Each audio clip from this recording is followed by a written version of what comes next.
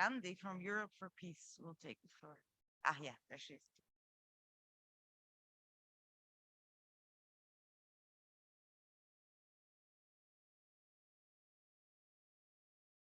Good evening, everyone. I'm Sara Prandi, and I'm speaking to you today on behalf of the network Stop the War Now.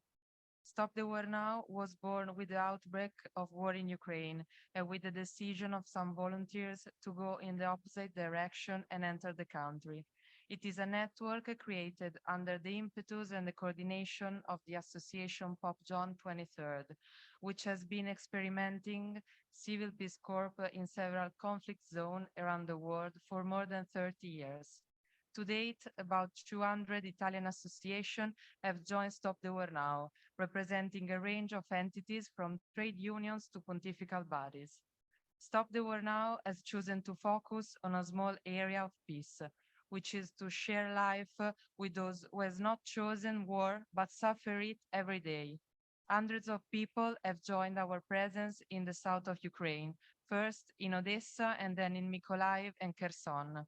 Under the guise of bringing humanitarian aid and evacuating IDPs, then welcomed into our homes and facilities in Italy, we have earned the trust of our Ukrainian friends, with whom we live every day in bomb shelters. We do not leave them alone because we strongly believe that their lives are as valuable as ours.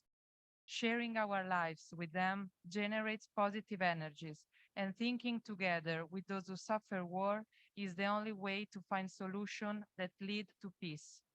Stop the War Now attracts a lot of young people who are tired of rhetoric and demonstrations that are not followed by concrete action. We do not have a peace plan yet, but we have young people who put their bodies at the disposal of peace every day. We do not have a peace plan, but we understood that we cannot get used to war, to the bombing of civilians, and to the forcing of people to cold, thirst, and fear. We understood that governments start wars, but rarely know how to stop them.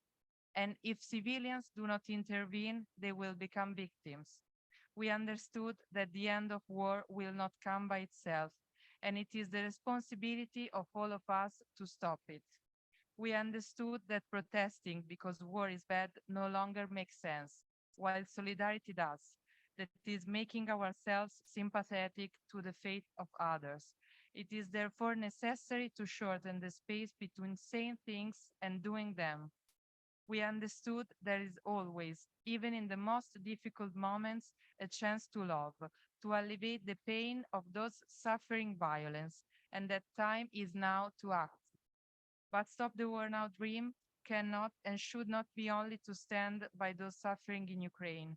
We are working on the possibilities of going to Russia to embrace the mothers who have not seen their son returning from the battlefield, to go fight a war they did not choose either.